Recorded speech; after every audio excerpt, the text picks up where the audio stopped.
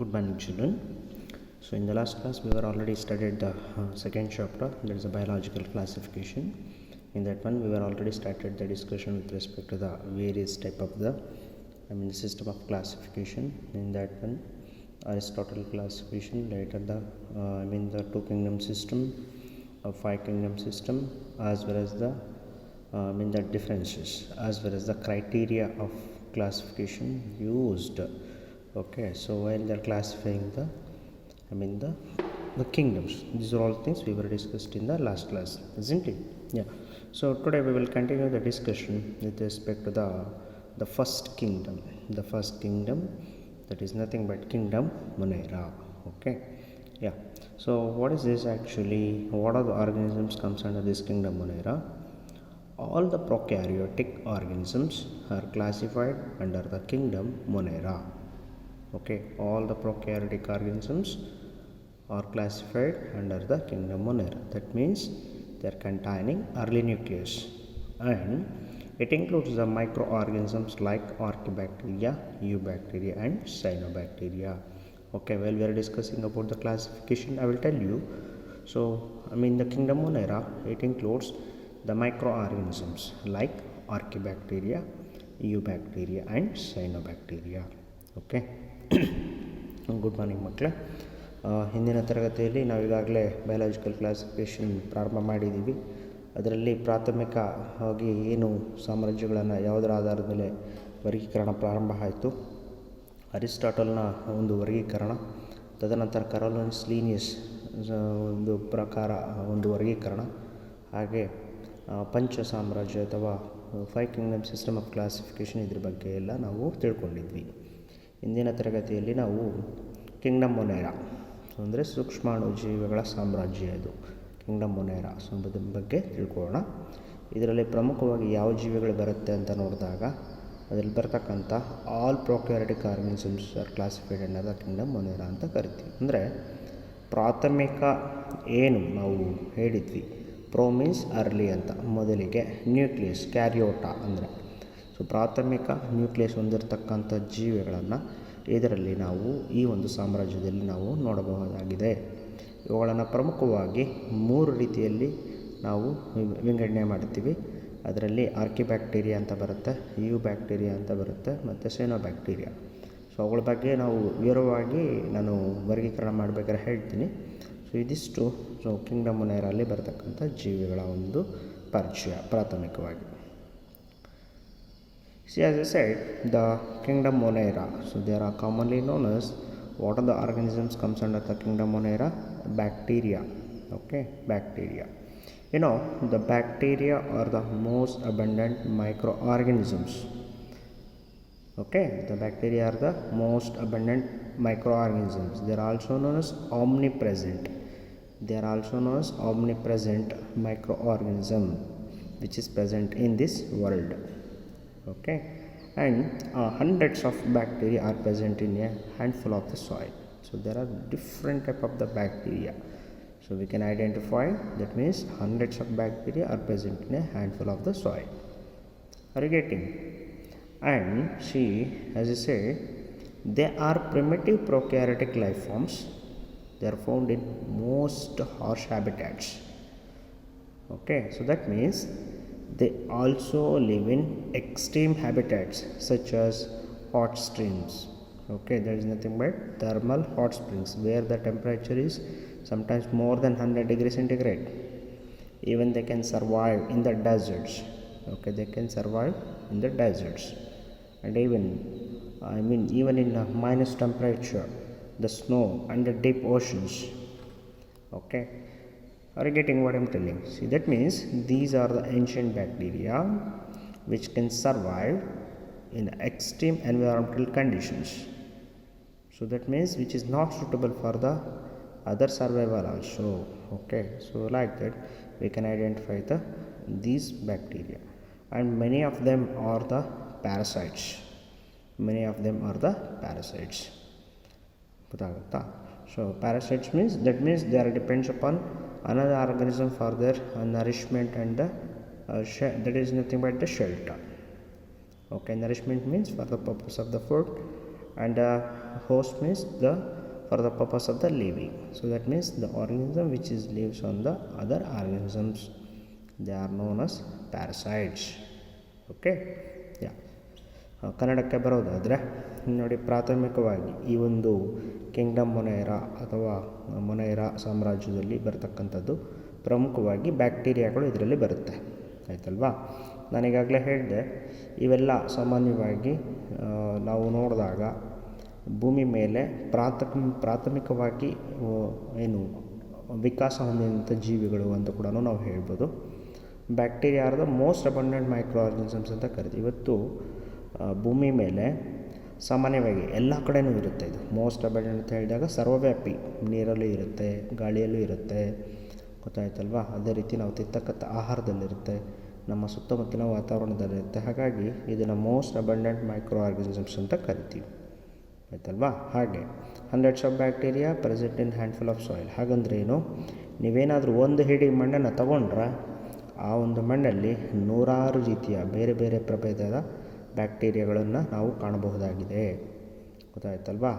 ಹಾಗಾಗಿ ಬೇರೆ ಬೇರೆ ಅವೆಲ್ಲ. ಸೊ ಅದು ಏನು ನಾವು ಸಾಮಾನ್ಯವಾಗಿ ಬರೀ ಬ್ಯಾಕ್ಟೀರಿಯಾ ಅಂದ ತಕ್ಷಣ ತೊಂದರೆ ಉಂಟು ಮಾಡುತ್ತೆ ಅಂದ್ಕೋಬಾರ್ದು. ಎಕನಾಮಿಕ್ ಇಂಪಾರ್ಟೆನ್ಸ್ ಹೇಳ್ಬೇಕಾದ್ರೆ ನಾನು ಹೇಳ್ತೀನಿ, ಆಯ್ತಲ್ಲ. ಅದರಲ್ಲಿ ನಮಗೆ ಸುಮಾರು ಬ್ಯಾಕ್ಟೀರಿಯಾಗಳು ಉಪಯೋಗ ಕೂಡ ಇದೆ. ಹಾಗಾಗಿ ಕೆಲವೊಂದು ಬ್ಯಾಕ್ಟೀರಿಯಾಗಳಿಂದ ನಮಗೆ ತೊಂದರೆ ಕೂಡ ಉಂಟಾಗುತ್ತೆ, ರೋಗಗಳು ಕೂಡ ಉಂಟಾಗುತ್ತೆ. ಇರಲಿ, ಅದನ್ನು ಮತ್ತೆ ಹೇಳ್ತೀನಿ. ಮತ್ತು ಈ ಒಂದು ಜೀವಿಗಳು ಎಲ್ಲಿ ವಾಸಿಸುತ್ತೆ?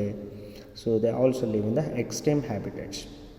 ಅಂದರೆ ಎಕ್ಸ್ಟ್ರೀಮ್ ಅಂದರೆ which can survive in extreme habitat ಅಂತ ಹಾಗಂದ್ರೆ ಏನು, ಸಾಮಾನ್ಯ ಜೀವಿಗಳು ಎಲ್ಲಿ ಬದುಕುಳಿಯಲು ಸಾಧ್ಯವಿಲ್ಲ ಅಂಥ ಸ್ಥಳಗಳಲ್ಲೂ ಕೂಡ ಈ ಒಂದು ಬ್ಯಾಕ್ಟೀರಿಯಾಗಳು ಬದುಕುಳಿಯುತ್ತೆ. ನಾನು ಆರ್ಕಿ ಬ್ಯಾಕ್ಟೀರಿಯಾ ಬಗ್ಗೆ ಹೇಳಬೇಕಾದ್ರೆ ನಿಮ್ಗೆ ಹೇಳ್ತೀನಿ ಮತ್ತೊಮ್ಮೆ ಅದನ್ನು.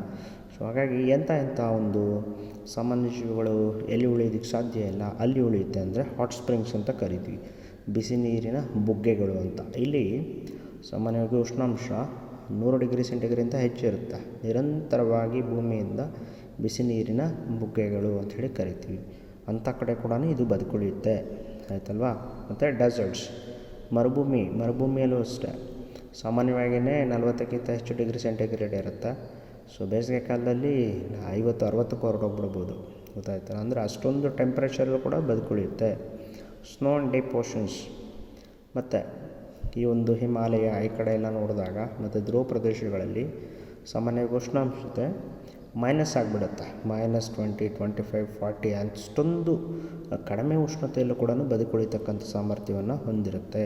ಆ್ಯಂಡ್ ಡೀಪ್ ಓಷನ್ಸ್, ಸಮುದ್ರದ ಆಳ ಅತ್ಯಂತ ಆಳದಲ್ಲಿ ಉಳಿಯುತ್ತೆ ಅಂತ ಯಾಕೆ ಹೇಳ್ತೀವಿ ಅಂದರೆ, ಅಲ್ಲಿ ಸಾಮಾನ್ಯ ಜೀವಿಗಳು ತಡ್ಕೊಳಕ್ಕಾಗದೇ ಇರೋಷ್ಟು ಒತ್ತಡ ಇರುತ್ತೆ. ಅಲ್ಲಿ ಸರಿಯಾಗಿ ಬೆಳಕು ಕೂಡ ಇರೋದಿಲ್ಲ, ಅತ್ಯಂತ ಹೆಚ್ಚು ಒತ್ತಡ ಇರುತ್ತೆ. ಭೂಮಿಯ ಒಳಗಡೆ ಹೋದಂಗೆಲ್ಲ ಒತ್ತಡ ಜಾಸ್ತಿ, ಉಷ್ಣತೆ ಕೂಡ ಜಾಸ್ತಿ. ಅಂಥ ಕಡೆ ಕೂಡ ಬದುಕುಳಿಯುತ್ತೆ. Many are parasites. ಈ ಒಂದು ಜೀವಿಗಳಲ್ಲಿ ಅತ್ಯಂತ ಹೆಚ್ಚು ಪ್ರಭೇದಗಳು ಪರಾವಲಂಬಿಗಳು, ಪ್ಯಾರಾಸೈಟ್ಸ್ ಅಂತ ಕರಿತೀವಿ. ಪರಾವಲಂಬಿ ಹಾಗಂದ್ರೆ ಏನು, ಯಾವುದೇ ಜೀವಿಯು ತನ್ನ ಆಹಾರ ಮತ್ತು ಇರುವಿಕೆಗಾಗಿ ಇತರ ಜೀವಿಗಳನ್ನು ಅವಲಂಬಿಸಿದರೆ ಅದನ್ನು ನಾವೇನಂತ ಕರಿತೀವಿ, ಪ್ಯಾರಾಸೈಟ್ಸ್ ಅಂತ ಕರಿತೀವಿ, ಪರಾವಲಂಬಿಗಳು ಅಂತ, ಗೊತ್ತಾಯ್ತಲ್ವ. ಹೀಗೆ ಈ ಎಲ್ಲ ಜೀವಿಗಳನ್ನು ನಾವು ನೋಡಬಹುದಾಗಿದೆ ಈ ಒಂದು ಸಾಮ್ರಾಜ್ಯದಲ್ಲಿ. ಕಿಂಗ್ಡಮ್ ಮೊನೈರಾ ಅಂತ ಅಂದರೆ ಮೊನೈರಾ ಸಾಮ್ರಾಜ್ಯದಲ್ಲಿ ನಾವು ನೋಡಬಹುದಾಗಿದೆ, ಗೊತ್ತಾಗುತ್ತಾ.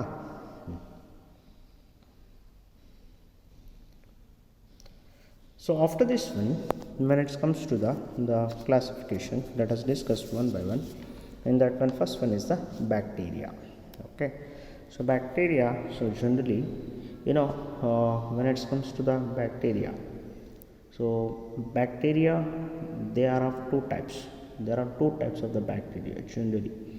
So that means actually even this bacteria comes under the classification under the eubacteria. Remember, eubacteria means, first of all you can ask me a question, so what is the eubacteria means?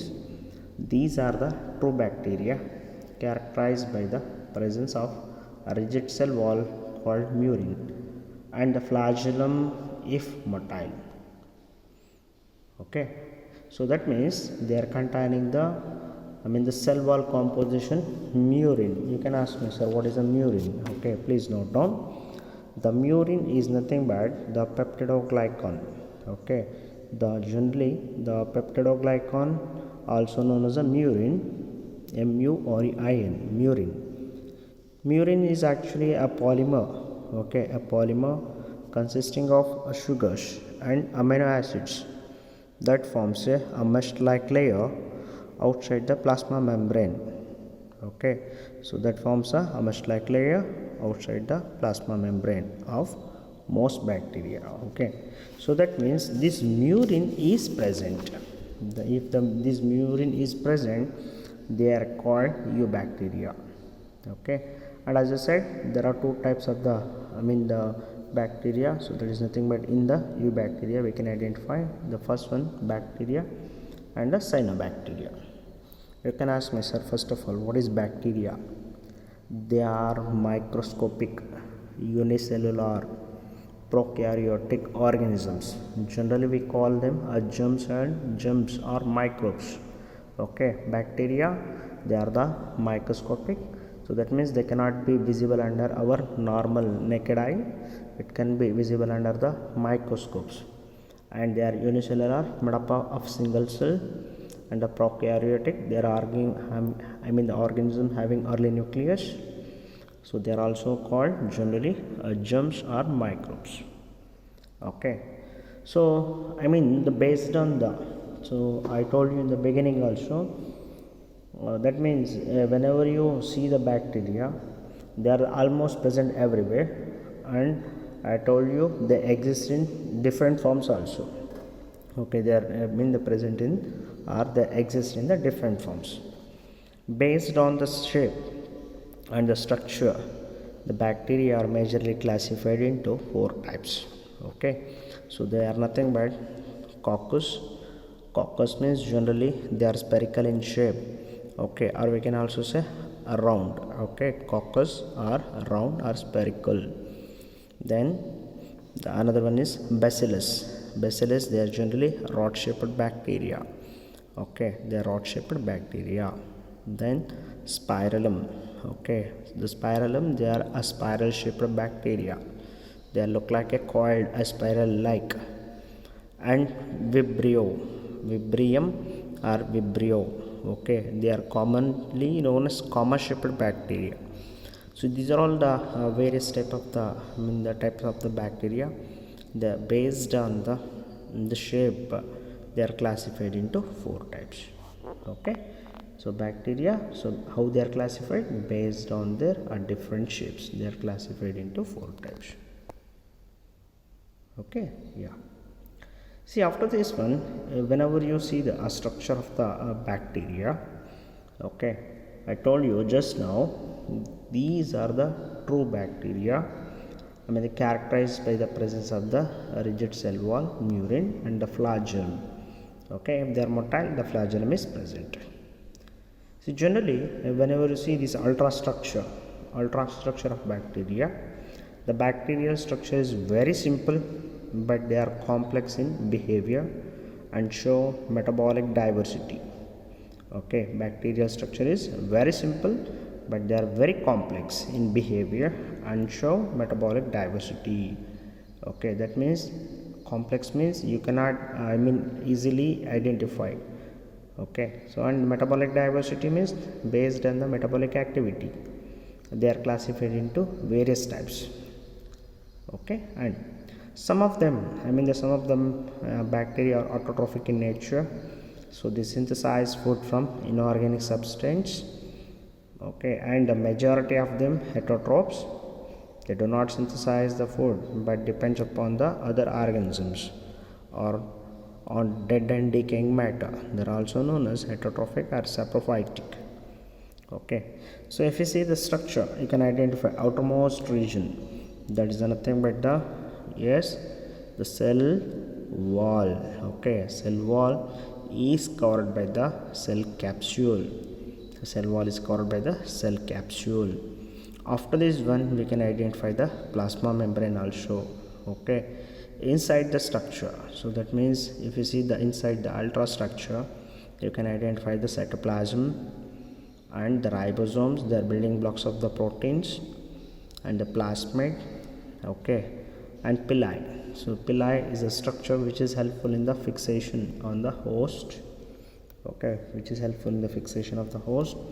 And also the flagellum. The flagellum is helpful during the locomotion.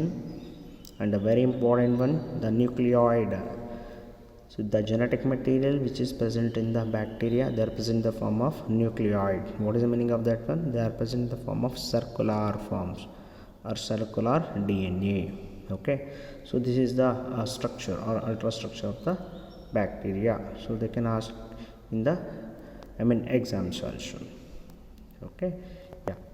So whenever it comes to the Kannada, see ನಾವು ಈಗ ತಾನೇ ನಾನು ಹೇಳಿದೆ classification ನೋಡಿದಾಗ, so ಕ್ಲಾಸಿಫಿಕೇಷನಲ್ಲಿ ನೋಡಿದಾಗ ಸಾಮಾನ್ಯವಾಗಿ ಬ್ಯಾಕ್ಟೀರಿಯಾನ ನಾವು ಅವುಗಳ ಒಂದು ಏನು ರಚನೆ ಆಧಾರದ ಮೇಲೆ 4 ರೀತಿಯಲ್ಲಿ ವಿಂಗಡಣೆ ಮಾಡ್ತೀವಿ ಅಥವಾ ಅವುಗಳನ್ನು ವರ್ಗೀಕರಣ ಮಾಡ್ತೀವಿ. ಅದರಲ್ಲಿ ಮೊದಲನೇದಾಗಿ ಕಾಕಸ್ ಅಂತ ಕರಿತೀವಿ. ಕಾಕಸ್ ಅಥವಾ ಸ್ಪೆರಿಕಲ್ ಅಂದರೆ ಇದು ಸಾಮಾನ್ಯವಾಗಿ ಹೇಗಿರುತ್ತೆ ಅಂತ ಹೇಳಿದ್ರೆ ದುಂಡಾಕಾರವಾಗಿ ಆಯ್ತಲ್ವ, ದುಂಡಾಕಾರವಾಗಿ ಇರ್ತಕ್ಕಂಥದ್ದು, ಹಾಗಾಗಿ ಕಾಕಸ್ ಅಂತ ಹೇಳಿ ಕರಿತೀವಿ. ಎರಡನೇದು ಬಂದು ಬೆಸಿಲಸ್. ಬೆಸಿಲಸ್ ಅಂದರೆ ರಾಡ್ ರೀತಿಯಲ್ಲಿ ಕಾಣುತ್ತೆ, ನಮಗೆ ಗೊತ್ತಾಗುತ್ತಲ್ವ. ಇಲ್ಲಿ ಸ್ಟ್ರಕ್ಚರ್ ಕೊಟ್ಟಿದ್ದಾರೆ ನೋಡಿ. ರಾಡ್ ಅಂದರೆ ಎಕ್ಸಾಕ್ಟ್ ರಾಡ್ ಅನ್ಕೋಬಾರ್ದು. ಸೊ ನೋಡಿ ಇಲ್ಲಿ ಗೊತ್ತಾಗುತ್ತೆ, ನಿಮ್ಗೆ ನೋಡಿದ್ರೆ ಗೊತ್ತಾಗುತ್ತೆ ಹಾಗೆ.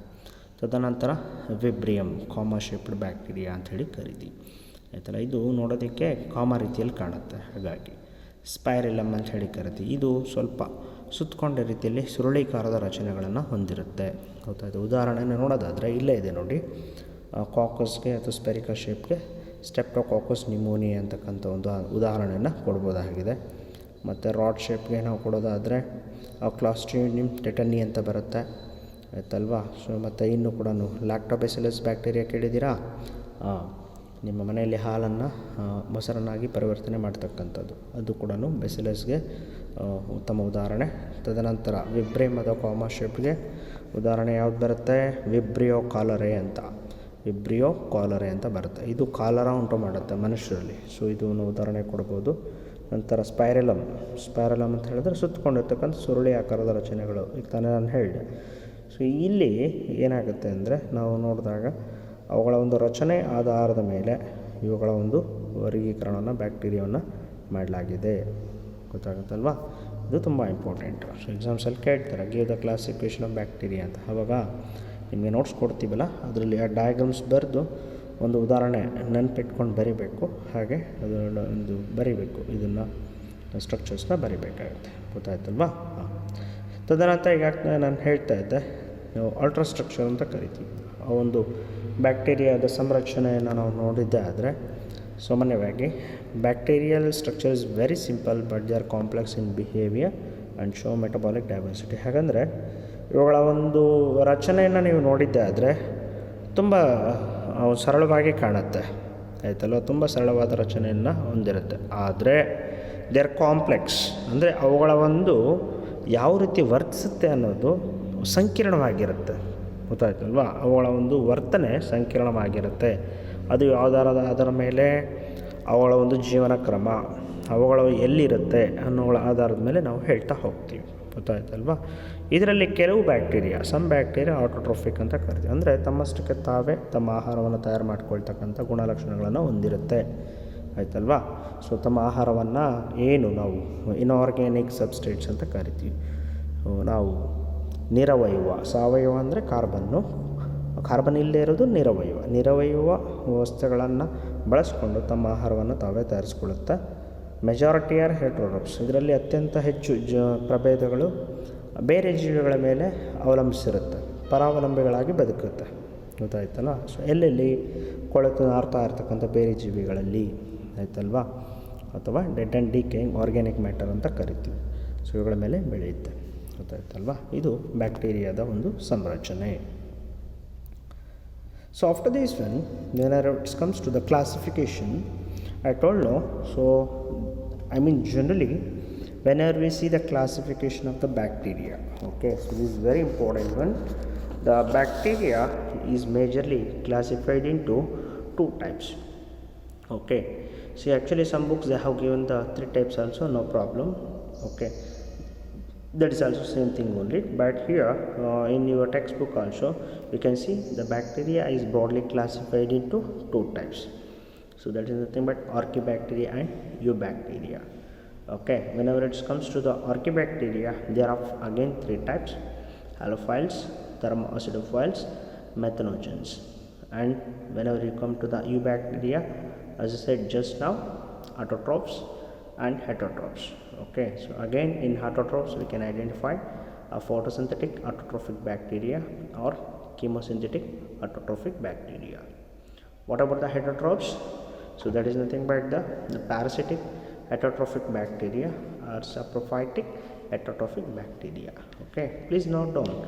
So these are all the classification is very important and it is very helpful to remember also. Okay.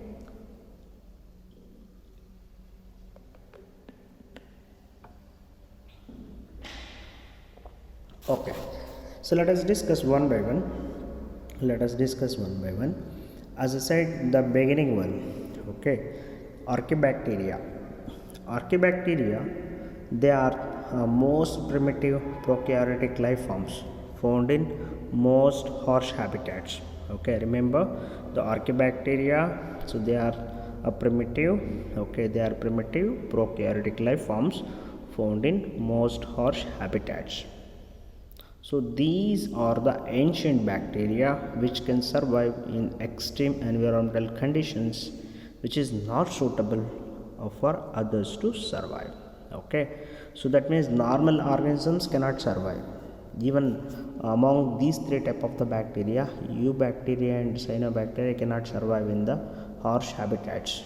Okay, so that's why based on the habitat they are classified into many types.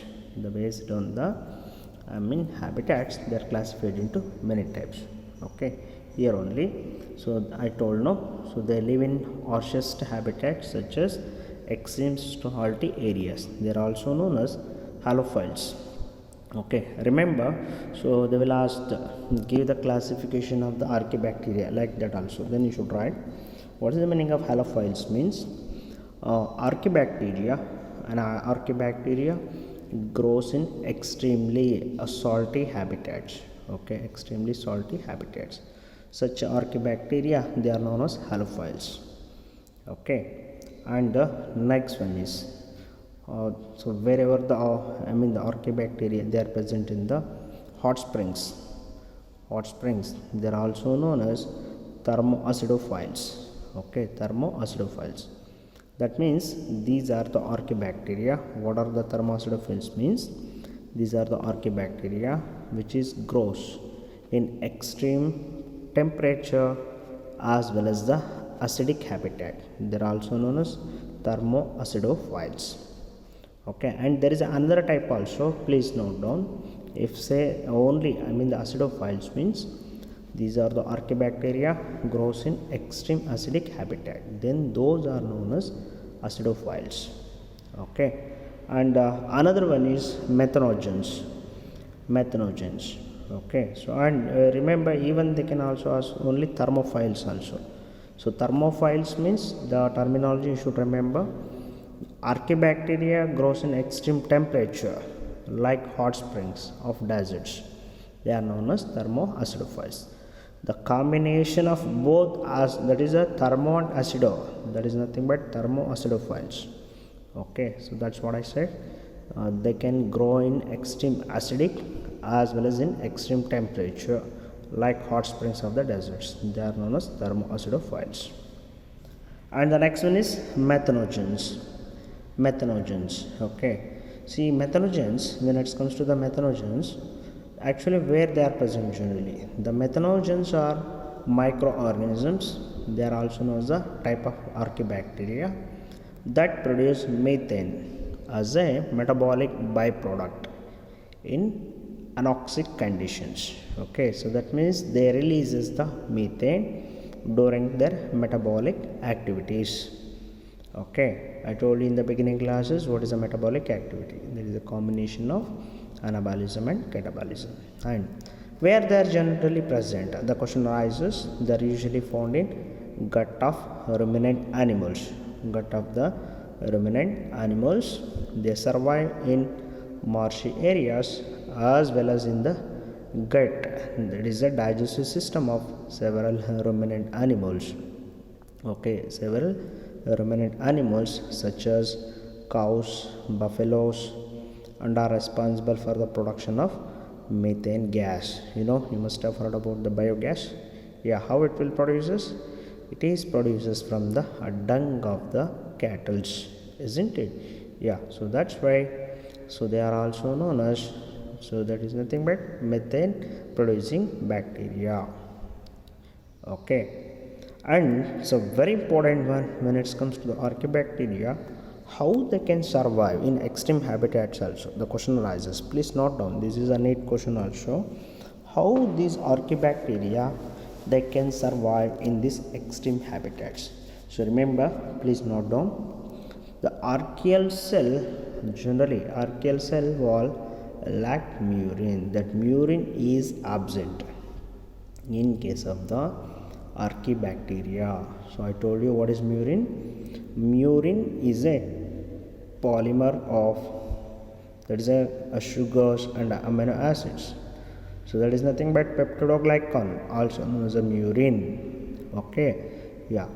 And so instead of murine, what it will be present? You know, the most archaea possess a that is glycosylated proteinaceous surface. Okay, the most archaea possesses a glycosylated proteinaceous surface layer or glycan polymers like glutaminyl glycan or pseudomurine. Okay, so this is how actually, because of this, I mean the whatever the modification, even they can survive in extreme environmental conditions which is not suitable for the others to survive. Okay, so this is about the archaebacteria. Fine. Yeah. So thereafter we have to discuss about the eubacteria. Okay, eubacteria, I told now in the beginning also. Why we call U means true. Okay, U means true bacteria. Okay, so eubacteria means true bacteria. So these are the true bacteria characterized by a presence of a rigid cell wall, that is nothing but murine, and flagellum if motile. Okay, so as I said, so for the purpose of the motility or the locomotion, they are containing flagellum, and they include autotrophs. They may be photosynthetic and chemosynthetic and heterotrophs. Okay, so like this we can also identify the eubacteria. Okay, yes, see, whenever it comes to the Kannada, see, ನಾವು ಈಗ ತಾನೇ ನಾನು ಹೇಳ್ತಾ ಇದ್ದೆ, ಕ್ಲಾಸಿಫಿಕೇಷನ್ಸ್ ಬಂದಾಗ Kingdom ಮೊನೇರಲ್ಲಿ ನಾವು ಏನು ಹೇಳ್ತೀವಿ, 3 ರೀತಿ ಅಂತ ಹೇಳಿದೆ ನನ್ನ ಪ್ರಾರಂಭಿಕ ಹಂತದಲ್ಲಿ. ಯಾವುದ್ಯಾವುದು ಆರ್ಕಿಬ್ಯಾಕ್ಟೀರಿಯಾ, ಯೂಬ್ಯಾಕ್ಟೀರಿಯಾ, ಸೈನೋಬ್ಯಾಕ್ಟೀರಿಯಾ ಅಂತ. ಅದನ್ನು ಒಂದೊಂದೇ ನೋಡೋದಾದರೆ ಮೊದಲನೇಗೆ ಆರ್ಕಿಬ್ಯಾಕ್ಟೀರಿಯಾ ಅಂತ. ಹಾಗಂದರೆ ಏನು ಆಯ್ತಲ್ವಾ? ಇದು ಏನು ನಾವು ಸಾಮಾನ್ಯವಾಗಿ ಆಗಲೇ ನಾವು ಹೇಳಿದ್ವಿ, they are the primitive prokaryotic life forms found in the most harsh habitats ಅಂತ ಕರಿತೀವಿ. ಹಾಗಂದರೆ ಭೂಮಿ ಮೇಲೆ ಪ್ರಾಥಮಿಕವಾಗಿ ಕಂಡುಬಂದಂತಹ ಅತ್ಯಂತ ಸೂಕ್ಷ್ಮಾಣುಜೀವಿಗಳಲ್ಲಿ ಪ್ರಿಮಿಟಿವ್ ಪ್ರೊಕ್ಯಾರಿಯೋಟಿಕ್, ಆಗಲೇ ಹೇಳಿದ್ದೀನಿ, ಪ್ರಾಥಮಿಕ ನ್ಯೂಕ್ಲಿಯಸ್ ಹೊಂದಿರತಕ್ಕಂಥ ಜೀವಿಗಳು.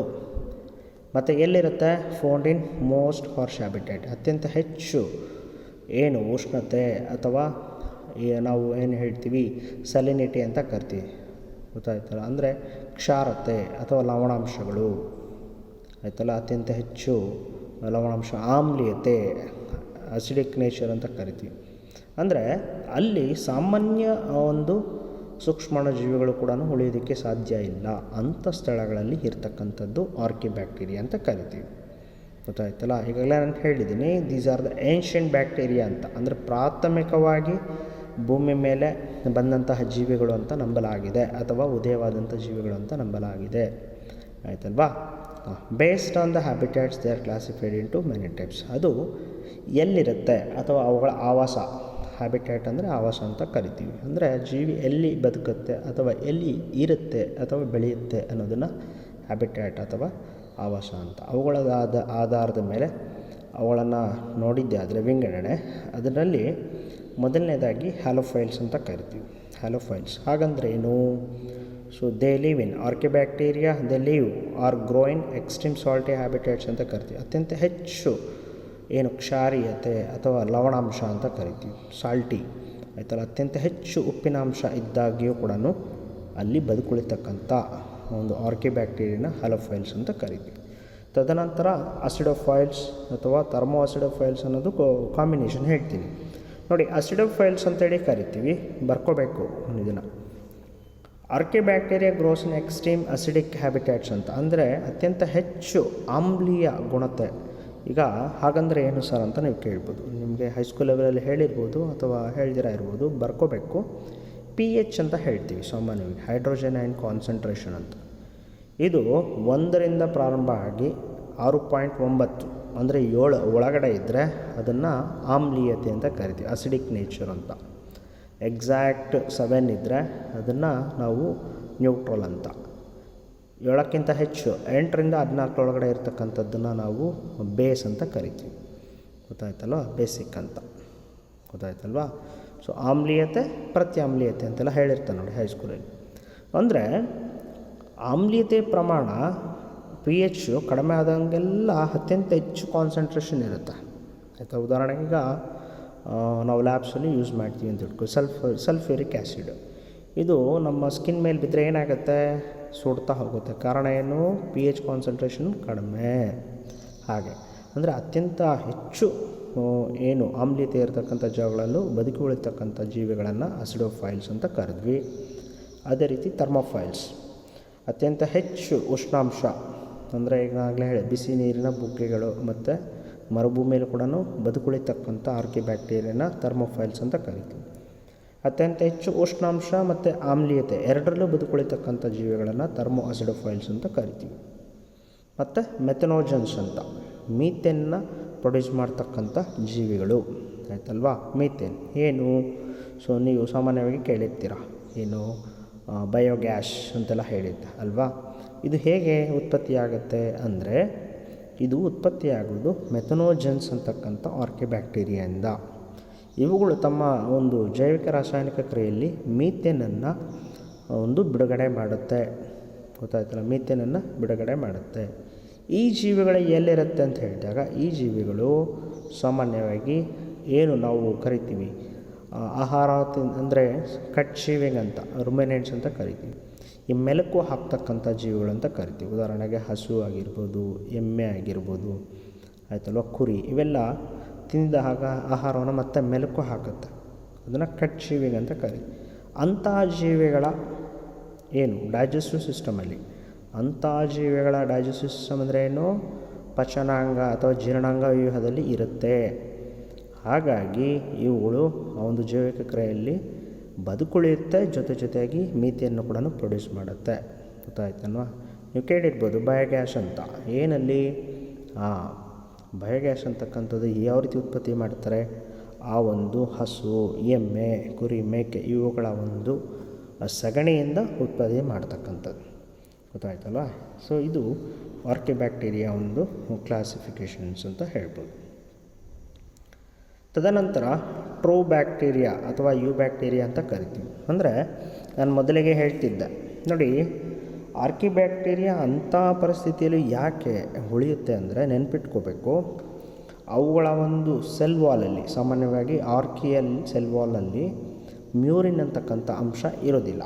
ಮ್ಯೂರಿನ್ ಅಂದರೆ ಏನಪ್ಪ ಅಂದರೆ, ಇದು ಕಾಂಬಿನೇಷನ್ ಆಫ್ ಪೆಪ್ಟಿಡೋ ಗ್ಲೈಕನ್ ಅಂತ ಕರಿತೀವಿ. ಪೆಪ್ಟಿನ್ ಅಂತಕ್ಕಂಥದ್ದು ಪ್ರೋಟೀನ್ ಅಂಶ, ಗ್ಲೈಕೋಜನ್ ಅಂತಕ್ಕಂಥದ್ದು ಕಾರ್ಬೋಹೈಡ್ರೇಟ್. ಇವೆ ಎರಡುಗಳ ಸಂಕೀರ್ಣತೆಯಿಂದ ಆಗಿರ್ತಕ್ಕಂಥದ್ದು ಮ್ಯೂರಿನ್. ಈ ಮ್ಯೂರಿನ್ ಆರ್ಕಿಬ್ಯಾಕ್ಟೀರಿಯಲ್ಲಿ ಇರೋದಿಲ್ಲ. ಗೊತ್ತಾಯ್ತಲ್ಲ? ಹಾಗಾಗಿ ಅದನ್ನು ನಾವು ಏನು ಆರ್ಕಿಯಲ್ ಸೆಲ್ ವಾಲ್ ಲ್ಯಾಕ್ ಮ್ಯೂರಿನ್ ಅಂತ ಪದ ಬಳಸ್ತೀವಿ. ಆದರೆ ಯು ಬ್ಯಾಕ್ಟೀರಿಯಾಗೆ ಬಂದಾಗ, so these are the true bacteria characterised by a presence of rigid cell wall ಅಂತ ಕರಿತೀವಿ. ಅಂದರೆ ಇದು ಏನು ನಾವು ಸತ್ಯ ಅಥವಾ ಟ್ರೂ ಅಂಥೇಳಿ ಕರಿತೀವಿ, ನಿಜವಾದ ಬ್ಯಾಕ್ಟೀರಿಯಾಗಳು ಅಂತ. ಯಾಕೆಂದರೆ ಅವುಗಳ ಒಂದು ಸೆಲ್ ವಾಲ್ ಅಂತ ನಾವೇನು ಹೇಳ್ತಾ ಇದ್ದೀವಿ, ಆ ಒಂದು ಕೋಶದ ಸುತ್ತಲೂ ಇರತಕ್ಕಂಥ ಸೆಲ್ ವಾಲಲ್ಲಿ ಮ್ಯೂರಿನ್ ಅಂತಕ್ಕಂಥ ಅಂಶ ಇರುತ್ತೆ. ಜೊತೆಗೆ ಫ್ಲಾಜೆಲ್ಲಮ್ ಕೂಡ ಇರುತ್ತೆ, ಅಂದರೆ ಕೂದಲ ರೀತಿ ರಚನೆ, ಉದ್ದವಾಗಿರುತ್ತೆ ಕೂದಲಿನ ರೀತಿ ರಚನೆನ ಫ್ಲಾಜೆಲ್ಲಮ್ ಅಂತ ಕರಿತೀವಿ. ಇದು ಆ ಒಂದು ಬ್ಯಾಕ್ಟೀರಿಯಾದ ಮೂಮೆಂಟ್ಸ್ಗೆ, ಲೊಕೊಮೋಷನ್ಸ್ಗೆ ಹೆಲ್ಪ್ ಆಗುತ್ತೆ. ಗೊತ್ತಾಯ್ತಲ್ವಾ? ಈಗಾಗಲೇ ನಾನು ಹೇಳಿದ್ದೀನಿ, ಯು ಬ್ಯಾಕ್ಟೀರಿಯಾನ ಎರಡು ರೀತಿಯಲ್ಲಿ ನಾವು ಉಪವಿಂಗಡಣೆಯನ್ನು ಮಾಡ್ತೀವಿ. ಅದರಲ್ಲಿ ಬ್ಯಾಕ್ಟೀರಿಯಾ ಮತ್ತು ಸೈನೋಬ್ಯಾಕ್ಟೀರಿಯಾ. ಬ್ಯಾಕ್ಟೀರಿಯಾ ಬಗ್ಗೆ ಈ ತರಗತಿಯಲ್ಲೇ ಪ್ರಾರಂಭಿಕ ಹಂತದಲ್ಲಿ ಹೇಳ್ಕೊಟ್ಟಿದ್ದೀನಿ, ಮತ್ತು ಅದರ ಸ್ಟ್ರಕ್ಚರ್ ಕೂಡ ಡಿಸ್ಕಸ್ ಮಾಡಿದ್ದೀವಿ. ಯು ಬ್ಯಾಕ್ಟೀರಿಯಾ ಅಂತ ಬಂದಾಗ ನಾವೇನು ಹೇಳ್ತೀವಿ, they are microscopic unicellular prokaryotic organisms ಅಂತ ಈಗಾಗಲೇ ಹೇಳಿದ್ದೀವಿ ಅಲ್ವಾ? ಹೌದು ತಾನೆ? ಸೊ ಹಾಗಾಗಿ ಇವು ಕೂಡ ಮೈಕ್ರೋಸ್ಕೋಪಿಕ್ ಅಂದರೆ ಸೂಕ್ಷ್ಮಾಣುಜೀವಿಗಳು, ಏಕಕೋಶೀಯ ಯೂನಿಸೆಲ್ಯುಲಾರ್ ಪ್ರೊಕ್ಯಾರಿಯೋಟಿಕ್ ಪ್ರಾಥಮಿಕ ಜೀವಿಗಳು ಅಂತ ಹೇಳಿದ್ವಿ. ಗೊತ್ತಾಯ್ತಲ್ವಾ? ಮತ್ತು ಇದರಲ್ಲಿ ಕೆಲವುಗಳು ಸ್ವಪೋಷಕಗಳು, ತಮ್ಮ ಆಹಾರವನ್ನು ತಾವೇ ತಯಾರಿಸ್ಕೊಳ್ಳುತ್ತಾ, ಫೋಟೋಸಿಂಥೆಟಿಕ್ ಆ್ಯಂಡ್ ಕೀಮೋಸಿಂಥೆಟಿಕ್. ಏನು ಸೂರ್ಯನ ಬೆಳಕನ್ನು ಬಳಸ್ಕೊಂಡು ಆಹಾರ ಉತ್ಪತ್ತಿ ಮಾಡಿದ್ರೆ ಫೋಟೋಸಿಂಥೆಟಿಕ್ ಅಂತ ಕರಿತೀವಿ. ಕೀಮೋಸಿಂಥೆಟಿಕ್ ಕೆಲವು ರಾಸಾಯನಿಕ ಕ್ರಿಯೆಗಳಿಂದ ತಮ್ಮ ಆಹಾರವನ್ನು ತಾವೇ ತಯಾರು ಮಾಡ್ಕೊಳ್ತಕ್ಕಂಥದ್ದು. ಗೊತ್ತಾಯ್ತಲ್ವಾ? ಹಾಗೆ ಹೆಟ್ರೋಟ್ರೋಪ್ಸ್ ಅಂತೇಳಿ ಹೇಳಿದಾಗ ಪರಾವಲಂಬಿಗಳು. ಗೊತ್ತಾಯ್ತಲ್ಲ? ಇದು ಸಾಮಾನ್ಯವಾಗಿ ಏನಾಗಿರ್ಬೋದು, ಬೇರೆ ಜೀವಕೋಶಗಳ ಮೇಲೆ ಸಂಪೂರ್ಣವಾಗಿ ಬದುಕ್ತಕ್ಕಂಥ ಪರಾವಲಂಬಿಗಳಾಗಿರ್ಬೋದು, ಅಥವಾ ಪರಪೋಷಕಗಳು ಅಂತ ಕರಿತೀವಿ ಹೆಟ್ರೋಟ್ರೋಪ್ಸ್ ಅಂದರೆ. ಮತ್ತು ಸ್ಯಾಪ್ರೋಫೈಟ್ಸ್ ಕೊಳೆತಿನಿಗಳು ಕೂಡ ಆಗಿರಬಹುದಾಗಿದೆ. ಗೊತ್ತಾಯ್ತಲ್ವಾ? ಇದು eubacteria. See, whenever it comes to the cyanobacteria, so generally we can give very best example, the blue-green algae. Okay, blue-green algae, so they are known as, so generally cyanobacteria, because the blue-green algae, they are nothing but photosynthetic autotrophs. Okay, so while we are defining the blue-green algae also, or how can you define the cyanobacteria? Whenever it comes to the question, a division of microorganisms that are related to bacteria but are capable of photosynthesis. They are prokaryotic and represent the earliest known form of life on the earth. So that means even the cyanobacteria, they are also microorganisms, but they are capable of photosynthesis. They can prepare their own food. Okay, they are also known as autotrophic in nature. And I told now they are the prokaryotic and represent the earliest known form of the life on the earth. Okay, so that means it is believed that they are the primitive, they are the first forms of life on the earth. Okay, and here the question arises, how can they prepare their own food? Because the cyanobacteria, they have chlorophyll A similar to that of green plants. Due to the presence of this chlorophyll pigment, they can prepare their own food. Okay, and when it comes to the characteristics, general characteristics of the cyanobacteria, they are photosynthetic autotrophs. Okay, just now I told you, due to the presence of chlorophyll pigment, and they are unicellular, colonial or filamentous organisms. Okay, so they may be present in the form of single cell, colonial, elongated. Here only the examples they have given. Filamentous. Okay, filamentous.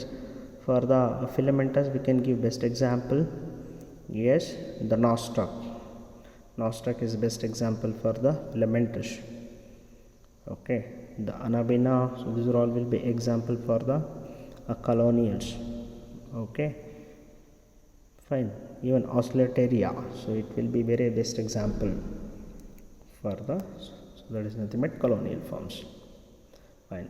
And the colonies are generally surrounded by gelatinous sheets, because see the where the cyanobacteria is generally present, it is present in the water. Okay, so to protect from the continuous, where it is present on water, due to the presence in the continuously in the water, it may lead to a decaying nature. To avoid the decaying nature, generally the colonies are surrounded by the gelatinous sheet.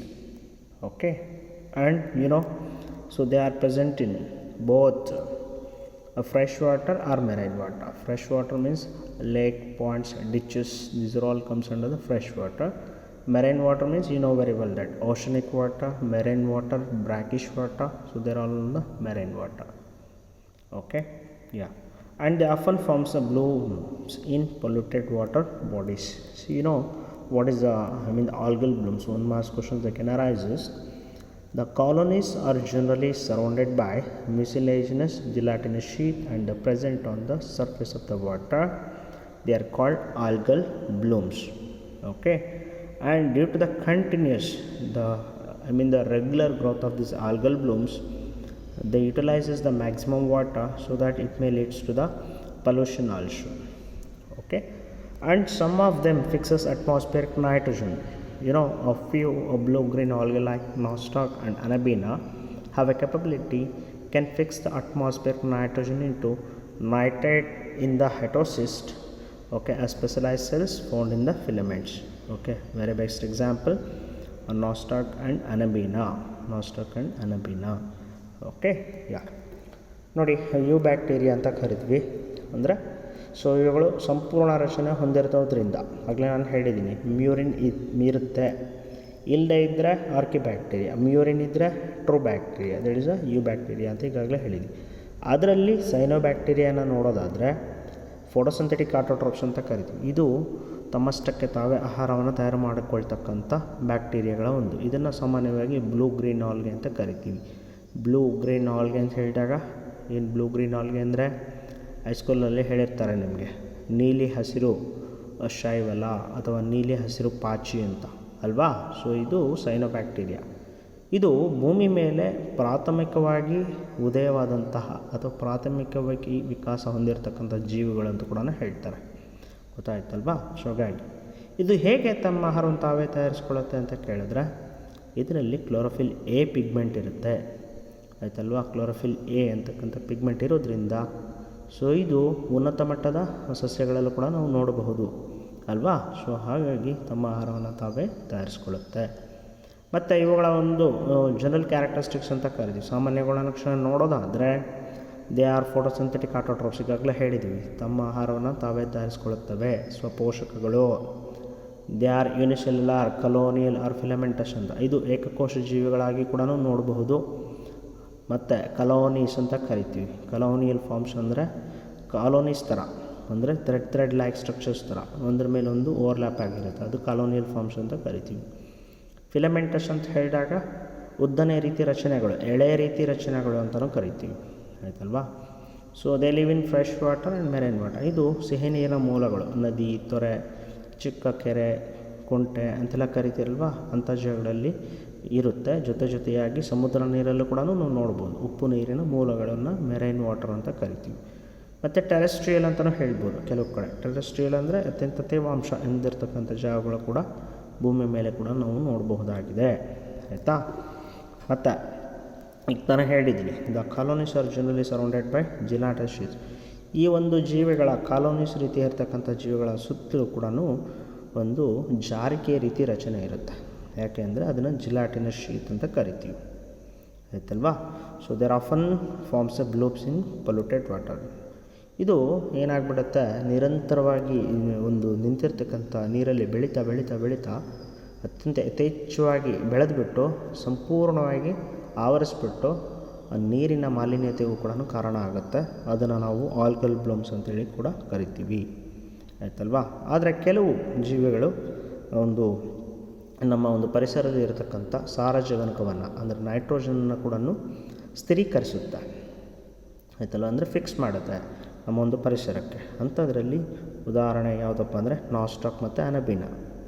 ಇದರಲ್ಲಿ ಏನಪ್ಪ ಅಂದರೆ ಹೆಟರೋಸಿಸ್ಟ್ ಅಂತ ಒಂದು ಸೂಕ್ಷ್ಮವಾದ ಒಂದು ಸಂಕೀರ್ಣ ಜೀವಕೋಶಗಳಿರುತ್ತೆ. ಆ ಒಂದು ಹೆಟರೋಸಿಸ್ಟ್ ಜೀವಕೋಶಗಳೇನು ಮಾಡುತ್ತೆ, ಆ ಒಂದು ಏನು ನಾನು ಹೇಳಿದೆ ನೈಟ್ರೋಜನ್ ಅಂತ ಕರಿತೀವಿ, ಈ ಒಂದು ಸಾರಜನಕವನ್ನು ಒಂದು ಪರಿಸರಕ್ಕೆ ಸ್ಥಿರೀಕರಣವನ್ನು ಮಾಡ್ತಕ್ಕಂಥ ಒಂದು ಸಾಮರ್ಥ್ಯ ಇರುತ್ತೆ, ಗೊತ್ತಾಯ್ತಲ್ವಾ. ಸೊ ಇದಿಷ್ಟು ಕೂಡ ಇವುಗಳ ಒಂದು ಜನರಲ್ ಕ್ಯಾರೆಕ್ಟರಿಸ್ಟಿಕ್ಸ್ ಅಂತೇಳಿ ಹೇಳ್ತೀವಿ.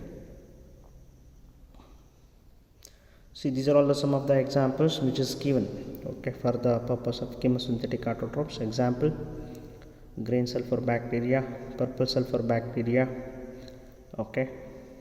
Yes, even when we Vibrio stagnis, that is pimentis, they oxidize the inorganic substances such as nitrates, nitrites and ammonia and use the released energy for ATP production. Okay, they help in recycling nutrients like nitrogen, phosphorus, iron and sulfur also. Are you getting? See, they oxidizes. So they oxidizes what? Nitrates, nitrites and ammonia, and the released energy, okay, ATP, adenosine triphosphate, it is also known as energy currency, helps in the recycling nutrients by the fixation, okay, by the fixation of atmospheric nitrogen, phosphorus, iron, sulfur into the, that is, soil. Okay, so these are all the examples for some of the chemosynthetic bacteria. ಇದು ಕೀಮೋಸಿಂಥೆಟಿಕ್ ಅಂತ ಹೇಳಿ ಕರೆದಾಗ ಆಗಲೇ ನಾನು ಹೇಳಿದೆ, ಕೆಲವು ರಾಸಾಯನಿಕ ಕ್ರಿಯೆಗಳ ಮುಖಾಂತರ ತಮ್ಮ ಆಹಾರವನ್ನು ತಾವೇ ತಯಾರಿಸ್ಕೊಳ್ತಕ್ಕಂಥದ್ದು ಗ್ರೀನ್ ಸಲ್ಫರ್ ಬ್ಯಾಕ್ಟೀರಿಯಾ ಮತ್ತು ಪರ್ಪಲ್ ಸಲ್ಫರ್ ಬ್ಯಾಕ್ಟೀರಿಯಾ ಅಂತ ಕರಿತೀವಿ. ಮತ್ತು ಇನ್ನೊಂದು ವೆನ್ವಿಬ್ರಿಯೋ ಸ್ಟ್ಯಾಗ್ನಿಸ್ ಪುಮ್ಯಾಂಟಿಸ್ ಅಂತ. ಈ ಒಂದು ಪ್ರಭೇದಗಳು ಏನಪ್ಪ ಮಾಡುತ್ತೆ ಅಂದರೆ, ಸಾಮಾನ್ಯವಾಗಿ ನೀರಿನಲ್ಲಿರ್ತಕ್ಕಂಥ ನಿರವಯುವ ವಸ್ತುಗಳಾದ ನೈಟ್ರೈಟ್ಸ್ ಮತ್ತು ಅಮೋನಿಯಾಗಳನ್ನು ಒಂದು ಬಳಕೆ ಮಾಡಿಕೊಂಡು ಶಕ್ತಿಯನ್ನು ಬಿಡುಗಡೆ ಮಾಡೋದ್ರ ಜೊತೆಯಾಗಿ ಪರಿಸರಕ್ಕೆ ಈ ಒಂದು ಲವಣಾಂಶಗಳನ್ನು ಒದಗಿಸುತ್ತೆ ಮತ್ತು ರಿಸೈಕ್ಲಿಂಗ್ ಅಂತ ಕರಿತೀವಿ. ಈ ಒಂದು ಪರಿಸರದಲ್ಲಿ ನಾವೇನು ಕರಿತೀವಿ ರಿಸೈಕ್ಲಿಂಗ್ ಅಂದರೆ ಪುನರ್ನವೀಕರಣ ಅಥವಾ ಅದನ್ನು ಮತ್ತೆ ತೊಗೊಂಬರ್ತಕ್ಕಂಥದ್ದು, ಆಯ್ತಲ್ವಾ. ಸೊ ಸೈಕಲ್ ಅಂದರೆ ಪುನರ್ಚಕ್ರೀಕರಣ ಅಂತ ಕರಿತೀವಿ. ರಿಸೈಕ್ಲಿಂಗ್ ಪುನರ್ಚಕ್ರೀಕರಣ ಪ್ರಕ್ರಿಯೆಯಲ್ಲಿ ತುಂಬ ಪ್ರಮುಖವಾದ ಪಾತ್ರವನ್ನು ವಹಿಸುತ್ತೆ. ಯಾವುದು? ಇದು ಕೀಮೋಸಿಂಥೆಟಿಕ್ ಆಟೋಟ್ರೋಫ್ಸ್ ಅಂತ ಕರಿತೀವಿ. ಸೊ ನಂತರ ಬರ್ತಕ್ಕಂಥದ್ದು heterotrophic bacteria.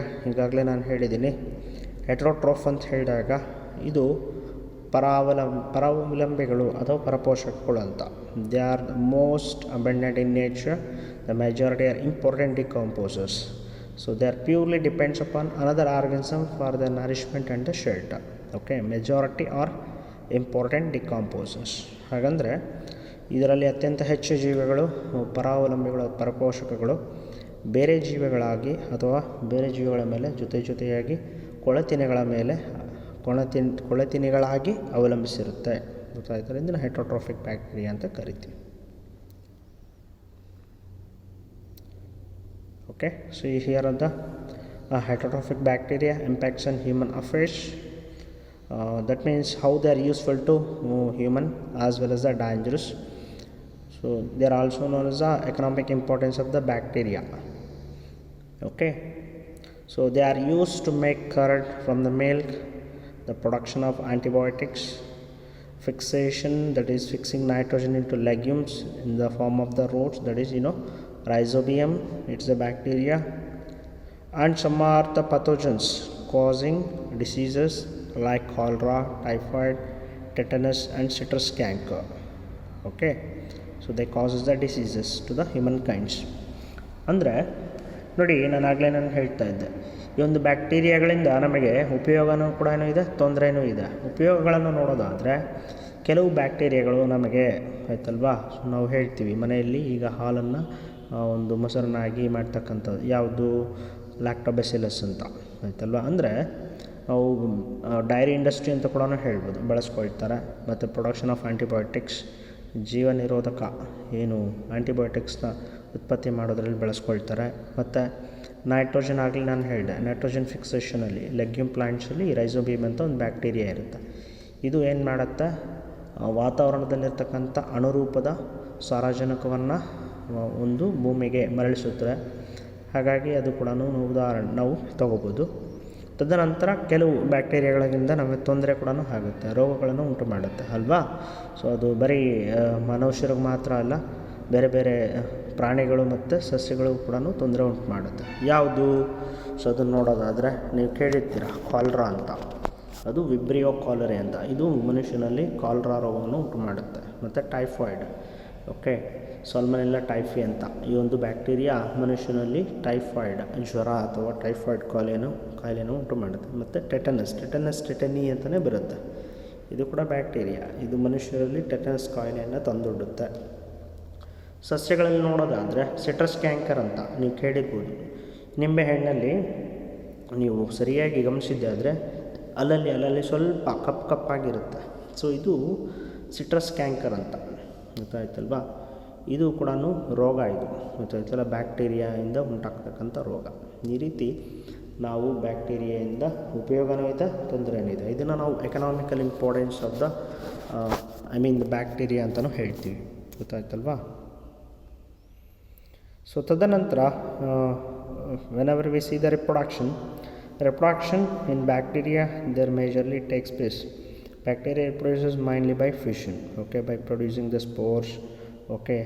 Even fission means they multiply the cells, okay. During unfavorable conditions they produce the spores, okay. Then they also reproduce by a sort of sexual reproduction by DNA transfer one bacterium to others. ಅಂದರೆ ಸಂತಾನೋತ್ಪತ್ತಿಯನ್ನು ನಾವು ನೋಡಿದಾಗ ಬ್ಯಾಕ್ಟೀರಿಯಲ್ಲಿ fission ಅಂತ ಕರಿತೀವಿ. So 1, 2, 4 ಈ ರೀತಿ ಒಂದು ಸಂಖ್ಯೆ ವೃದ್ಧಿ ಆಗ್ತಕ್ಕಂಥದ್ದು. ಸೊ ಇದನ್ನು ಫಿಷನ್ ಅಂತ ಕರಿತೀವಿ, ಆಯ್ತಲ್ವಾ. ಸೊ ಈಗಾಗಲೇ ನಾನು ಬಿಗಿನಿಂಗಲ್ಲಿ ಹೇಳಿದ್ದೀನಿ, cell division it self is a mode of reproduction in case of the the beginners, the bacteria, okay. Unfavourable condition ಇದ್ದಾಗ ಏನಾಗುತ್ತೆ, ಅತ್ಯಂತ ಹೆಚ್ಚು ಉಷ್ಣಾಂಶ, ಕಡಿಮೆ ಉಷ್ಣಾಂಶ, ಇಂಥ ಸಮಯದಲ್ಲಿ ನೀರು ಇಲ್ಲ, ಸಂಪೂರ್ಣವಾಗಿ ಒಣಗಿದಂಥ ಸಮಯದಲ್ಲಿ ಸ್ಪೋರ್ಸ್ನ ಪ್ರೊಡ್ಯೂಸ್ ಮಾಡುತ್ತೆ, ತಮ್ಮನ್ನು ತಾವು ಕಾಪಾಡಿಕೊಳ್ಳುತ್ತೆ. ಮತ್ತು they also reproduce by sort of sexual, ಅಂದರೆ ಕೆಲವು ಪ್ರಭೇದಗಳು ಒಂದು ಬ್ಯಾಕ್ಟೀರಿಯಲ್ಲೂ ಕೂಡ DNA ಟ್ರಾನ್ಸ್ಫರ್ ಮಾಡಿ ತಮ್ಮ DNA ಇನ್ನೊಂದು ಜೀವಿಗಳಿಗೆ ಟ್ರಾನ್ಸ್ಫರ್ ಮಾಡಿ ತಮ್ಮ ಸಂತಾನೋತ್ಪತ್ತಿ ಕೂಡ ಮಾಡಿಕೊಳ್ಳುತ್ತೆ, ಓಕೆ. ಸೊ ಕೊನೆಗೆ ಈ ಒಂದು ಮೊನೆರಲ್ಲಿ ಬರ್ತಕ್ಕಂಥದ್ದು ಮೈಕೋಪ್ಲಾಸ್ಮಾ ಅಂತ ಬರುತ್ತೆ. ಇಲ್ಲಿ what is mycoplasma? See they are organism without a cell wall, ಆಯ್ತಲ್ವಾ. ಅಥವಾ ಇನ್ನೊಂದು in another words, these are the organisms that completely lack cell wall and they are the smallest living cell which can survive without oxygen, okay. So they are the smallest living cell. So one mass questions they can also ask, give an example for smallest living cell. So then you should write mycoplasma, okay. So this is the structure, they are given the right side also, okay, ultrastructure as well as the diagrammatic representation of the mycoplasma. So it is surrounded by the lipoproteins. Inside the cell DNA is present, even we can identify ribosomes, RNA and metabolites, okay. Yeah, so generally they can survive without oxygen. So one of the best example, you must have heard about pleuropneumonia like organism, PPLO. Pleuropneumonia like organisms are the example for mycoplasma, okay.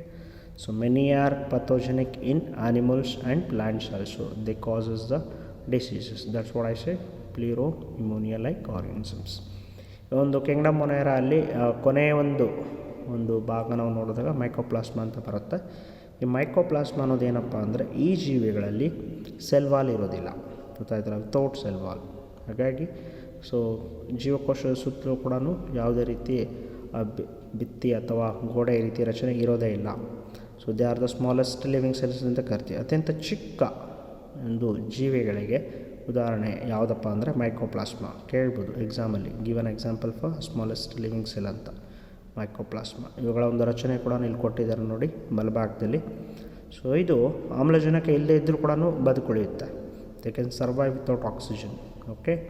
ಮತ್ತು many are pathogenic in animals and plants. ಇದು ಸಾಮಾನ್ಯವಾಗಿ ಮನುಷ್ಯರಲ್ಲಿ, ಪ್ರಾಣಿಗಳಲ್ಲಿ, ಸಸ್ಯಗಳಲ್ಲಿ ರೋಗಗಳನ್ನು ಉಂಟು ಮಾಡುತ್ತೆ. ಉದಾಹರಣೆ ನೋಡೋದಾದರೆ PPLO ಅಂತ ಬರ್ಕೋಬೇಕು, pleuropneumonia like organism, PLEURO, pleuropneumonia, PNEUMONA, pneumonia like organisms ಅಂತ ಕರಿತೀವಿ. ಸೊ ಇದಿಷ್ಟು ಈ ಒಂದು ಕಿಂಗ್ಡಮ್ ಮೊನೆರಾ ಬಗ್ಗೆ ಇರ್ತಕ್ಕಂಥದ್ದು. ಸೊ ಇರಲಿ, ಮುಂದಿನ ತರಗತಿಯಲ್ಲಿ ಮುಂದಿನ ಒಂದು ಕಿಂಗ್ಡಮ್ ಪ್ರೊಟಿಸ್ಟಾನ ಕಂಟಿನ್ಯೂ ಮಾಡೋಣ, ಆಯ್ತಲ್ವಾ. ನೋಡಿ, ಆ್ಯಕ್ಚುಲಿ ಈ ಚಾಪ್ಟ್ರಿಗೆ NCERTಯಲ್ಲಿ ಏನು ಮಾಡಿದ್ದಾನೆ, ಬರೀ 2 ಅವರ್ ಕೊಟ್ಟಿದ್ದಾನೆ. 2 ಅವರಲ್ಲಿ ಮುಗ್ಸೋಕ್ಕಾಗಲ್ಲ. ನಾವು ಕನಿಷ್ಠ ಒಂದು 4 ಅವರ್ಸಲ್ಲಾದರೂ ಮಾಡ್ತೀವಿ, ಕೆಲವು ಸಲ 5 ಆಗ್ಬೋದು. ಆದರೆ ಅತ್ಯಂತ ತೀರಾ ನಿಧಾನವಾಗಿ ಮಾಡ್ತಾ ಹೋದರೆ ಸಿಲೆಬಸ್ ಕಂಪ್ಲೀಟ್ ಆಗೋಲ್ಲ. ಹಾಗಾಗಿ ಒಂದು ಸ್ವಲ್ಪ ಜೊತೆಗೆ ಸರಿಯಾಗಿ ಗಮನ ಇಟ್ಟು ಕೇಳಿ. ಒಂದಲ್ಲ 2 ಸಲ ವಿಡಿಯೋ ಕೇಳಿ. ಏನೇ ಗೊತ್ತಿಲ್ಲ ಅಂದರೂ ಕೇಳಬೇಕು, ಗೊತ್ತಾಯ್ತಲ್ವಾ? ಹಾಗಾಗಿ ಸೊ ಇರಲಿ. So thank you. Anyway have a nice day. Thank you.